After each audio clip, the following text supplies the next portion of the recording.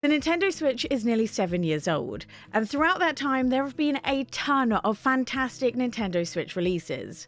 But today I'm going to try and narrow it down to my top 10. With there supposedly being nearly 10,000 games on the Nintendo Switch, this was a really difficult video to make. So in order to be considered for a top 10 game, I'm looking for something that essentially has no downsides. So sadly this means even Pokemon doesn't make the top 10 list. But not only am I looking for the game to be all around near perfection, I'm also looking for it to have a lasting impact. A lot of the games on today's list are games I often think about and remember years after I've finished. And that to me is what makes a top 10 game. Now these aren't in any specific order, because honestly, I couldn't rank these even if I wanted to. First up is a pretty old game that's actually never made my top 10 list, and this is Stardew Valley. Now I have a small confession when it comes to Stardew Valley.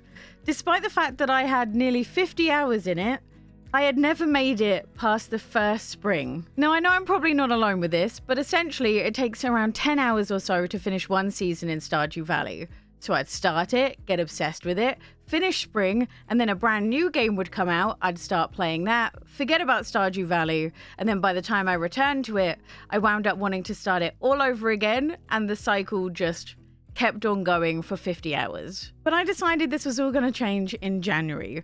There weren't very many Nintendo Switch releases, things were getting a little bit dry, so I decided that I was going to finally commit to playing Stardew Valley.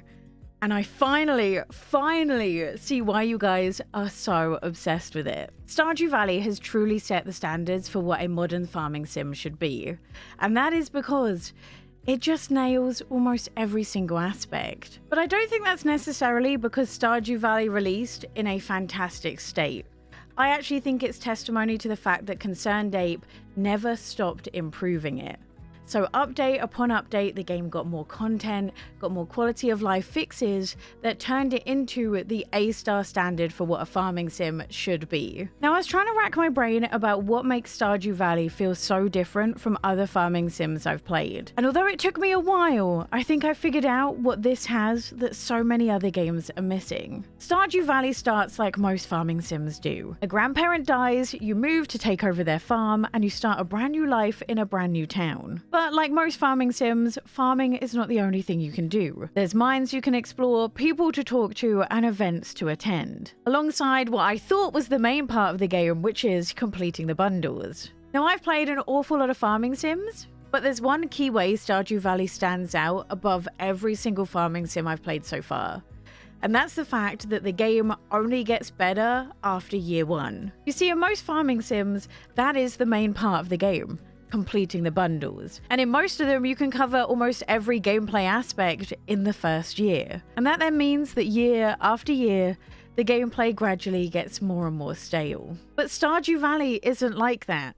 The game just seems to get better and better year on year, with there being more things that unlock and more things to do as you progress through the game. And then when you combine that with the fact that the game is chock full of Easter eggs, there's tons of wonderful cutscenes to have for both friendship and romance with all the NPCs, you have just an absolutely fantastic game that can last you hours upon hours.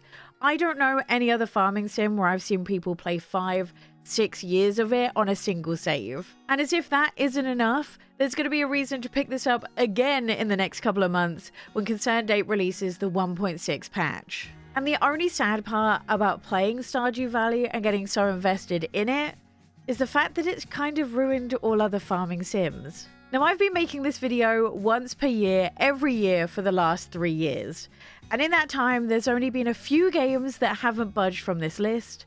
And this one, I think, is still one of my favorite games of all time. And that is Xenoblade Chronicles 3. Now, if you're someone like me who is a sucker for an incredible storyline, don't be afraid to go outside of your comfort zone, because I did that with Xenoblade Chronicles, and I was so happy I did. When most people think of the best story games, they typically go to things like narrative adventures. You know, things along the line of Firewatch or Coffee Talk or that sort of thing.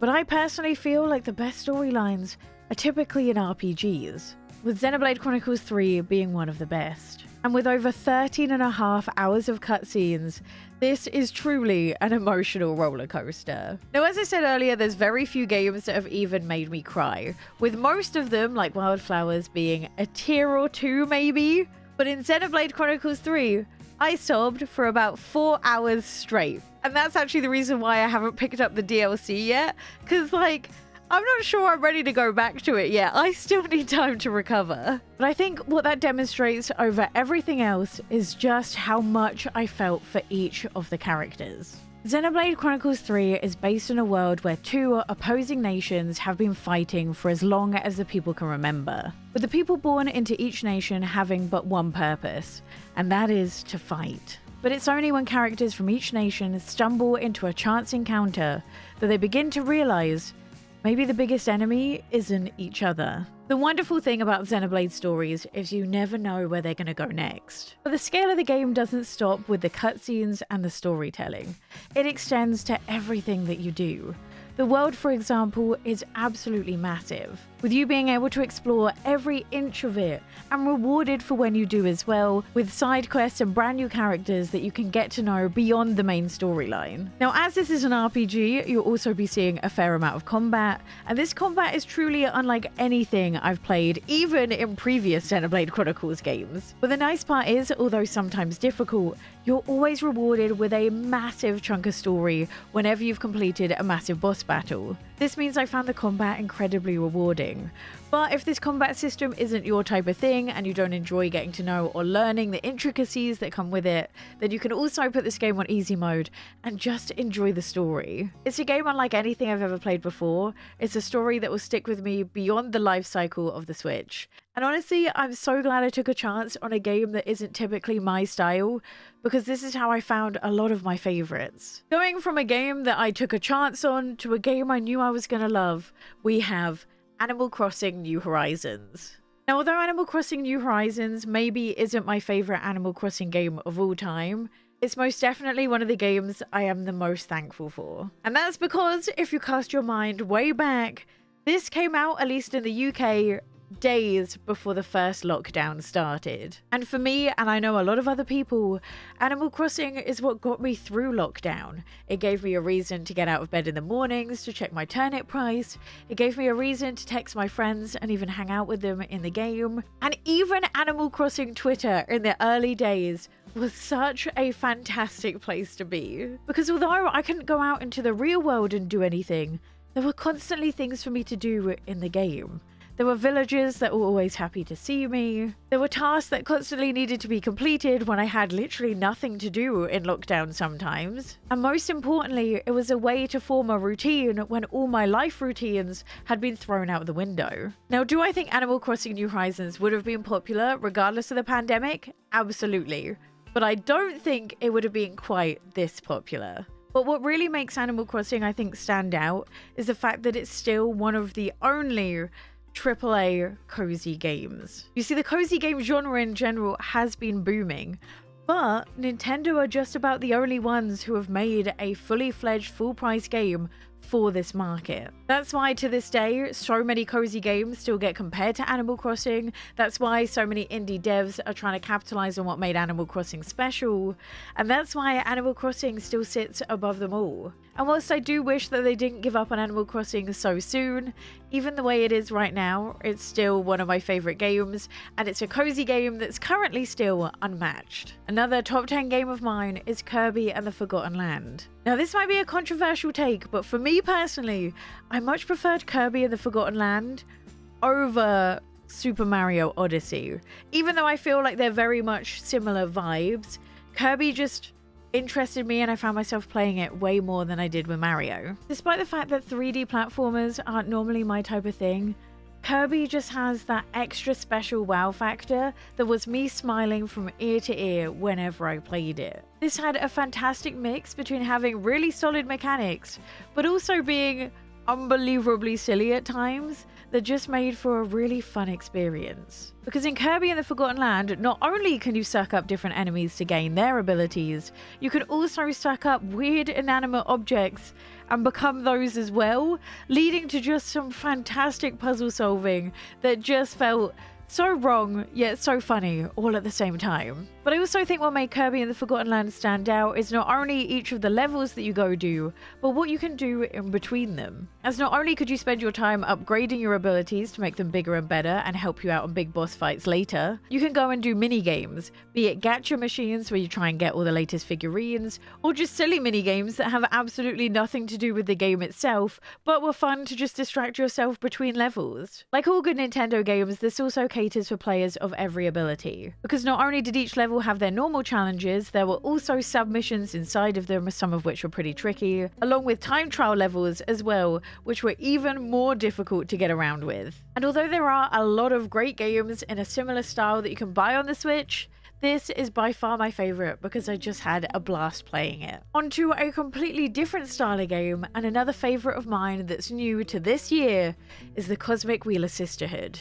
Now, whilst narrative games like this are one of my favourite styles of game, it's rare for one to make a top 10 list of all time, but the Cosmic Wheel of Sisterhood absolutely stood out. Now, the only thing I love more than a game with a fantastic story is a game with a fantastic story that you can influence. And that's exactly what you get with the Cosmic Wheel of Sisterhood, as the game has 7 different endings for you to discover, all of which are caused by your actions. But what makes this stand out compared to other narrative games is the way in which you influence the story, because instead of it being with conversation, it's in the way you interpret tarot cards when you read other characters' fortune. In this, you play as Fortuna, who has been exiled on an asteroid for 1,000 years. And in a moment of sheer desperation, decides to cut a deal with a behemoth, a forbidden entity, to try and get her out. Now, the game itself, other than a few cutscenes, only takes place on the asteroid, with various characters coming to visit you, asking you different questions, and ultimately asking you to read their fortune. And you do this by pulling different tarot cards which you have designed out of your deck, giving you multiple different ways in which to interpret each of the cards you pull for the character. And it's this that has an impact on the story. But the part I absolutely loved about this is the fact that you didn't always know which one of the decisions you're making will have the biggest impact. Like, sometimes the character was just asking an innocent question when I was trying to read their fortune, but later in the game you'd see the repercussions of what you've said. And I love that so much because it always kept you on your toes. I also love the fact that some of the decisions you make are truly really difficult decisions. Like, sometimes I'd end up just closing the game down and having a real think about it before I then made my decision, which I love because this then gave me the opportunity when I replayed the game to come back to it and see how a different answer would have impacted it. I also love the fact that whenever you need a break from the story, or if it gets heavy, you can just go and spend your time designing different tarot cards to add to your deck to give you more options when you read people's fortune. All in all, this is just a top tier narrative game that I was obsessed with. If you haven't tried this yet, I can't recommend it enough. Even if this type of game isn't normally your thing, I think you're gonna love this. Then onto another different style of game, we have No Man's Sky. No Man's Sky was another game that typically isn't my style, but I took a risk on it, and as a result, I adore it. Now, whilst this does have a fun story that also kind of acted like a tutorial, what I loved the most was just flying around, landing on different planets, and just seeing what they have to offer. Some planets may be barren landscapes, but others may be teeming with different floral and animal life, each of which you can go along and catalogue, name if no one else has discovered them, and also enjoy the wonderfully beautiful scenery. But not only can you explore, you can also build as well. As if you find a location that you think is perfect for a house, you can just build one right there and then. No Man's Sky is truly just a comfort game for me. Like, I have a couple of different save files, one of which is a normal playthrough, but then I have a separate save file where I went through and changed the settings so that I didn't need any oxygen, I didn't need to grind resources, and I can't even get hurt. And on that save file, I just build whatever I want to build and run around and explore and know that there's no negative repercussions of doing that. And whilst this is definitely a game that can seem overwhelming at first, once you master all the different mechanics, it is just endless amounts of fun. And I find it wild that they're still giving us so much free content updates, even to this day, that still somehow manage to come to the Nintendo Switch. This is hands down one of the best indies on the Switch, and I love it. Next, we have Fire Emblem Three Houses, which was actually my first ever Fire Emblem game. Again, this is testimony that RPGs just have some of the best stories that you can get on the Nintendo Switch, because this story once again messed me up, honestly. But much like Xenoblade Chronicles 3, this also has difficulty options. So if you're someone who's brand new to the tactical turn-based combat mechanics, you can turn on easy mode, turn off permadeath for each of the characters, and just kind of get through the combat in order to enjoy the story and the outside activities other than just that. Now, as far as I'm aware, Fire Emblem Three Houses has 4 different endings. But the thing that makes the story in Fire Emblem Three Houses really stand out, much like Cosmic Wheel of Sisterhood, is how your decisions really impact the game.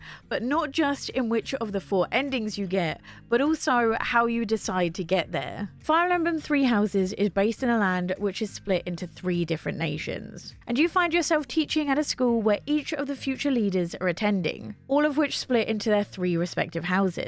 And it's your job to not only teach them in the classroom, but also teach them how to fight in a battlefield as well. Now, this was my first ever tactical RPG, but I found the combat very easy to get into. It has a fantastic tutorial system, and it's pretty easy to get to grips with, albeit difficult to master. But to me, it wasn't the combat that made this game, it was everything outside of it. Because once you pick which house you want to teach, it's your job to actually teach them, and that's what you do in between each of the battles.